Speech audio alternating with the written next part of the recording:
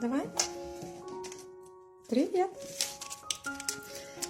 Deep in the tall grass, something small was fighting to survive. His eyes were half closed, his ribs showed through thin fur, and a fresh wound marked his side.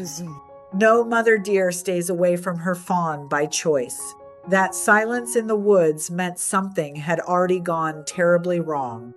Hey, Daisy. Oh, hey, babies. Oh, did I scare you?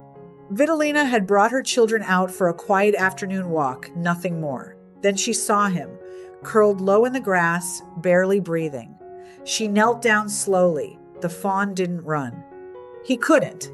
His legs trembled when he tried to lift his head, and his breath came in short, shallow pulls. Vitalina understood there was only one choice that made sense. She and her children gathered him into their arms and carried him home.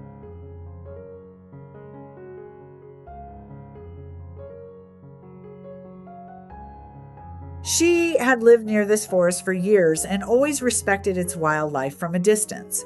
Caring for a fawn, though, was unfamiliar ground.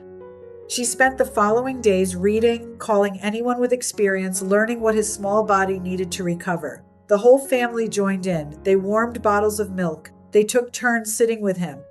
They named him Gorashok, and slowly that name began to carry warmth instead of worry.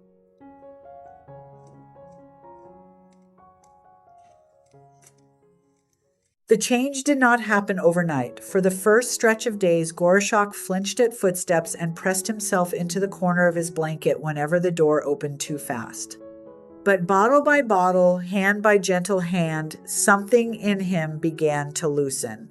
One afternoon, as Vitalina's daughter stroked the length of his back, he let out a long, slow breath and rested his chin against her knee, his eyes closed, unhurried, trusting. It was the first time he had chosen to stay still near them instead of simply enduring it.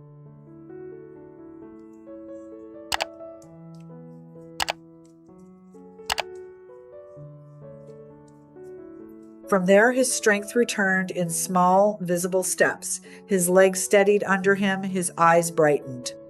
When it was time to meet the household's cats, he approached without hesitation, lying down beside them, sometimes curling into their pile for an afternoon nap.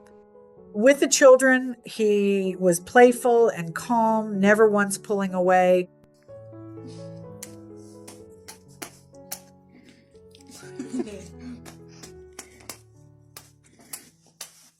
Then came the day Vitalina opened the garden door. Gorashok stepped out slowly, pausing at every rustle of leaves, every distant bird call.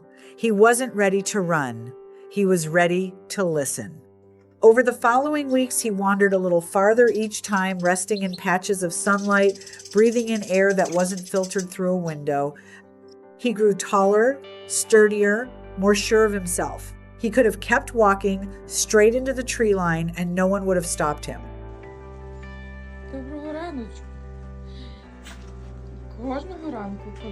But every evening he came back. He would climb the porch steps, tap one hoof against the wood, and wait for someone to let him in. It wasn't habit.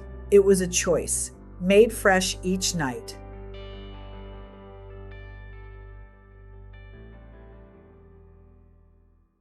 Neighbors were often surprised to learn a deer lived in Vitalina's home. Some called it strange. Vitalina never saw it that way. Gorashok had simply become part of their mornings, part of their evenings, part of the quiet rhythm of an ordinary house. His steps on the porch became their first greeting of the day. His calm shape by the window became part of how they said goodnight. He could have chosen the forest. He chose them instead.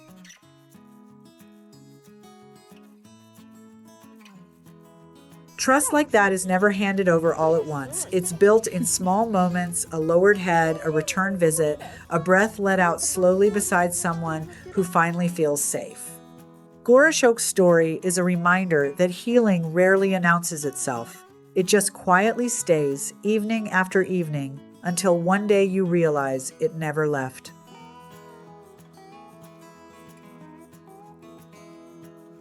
Rescuing him changed his world completely, but watching how much he gave back in return, it's hard not to wonder who really did the rescuing.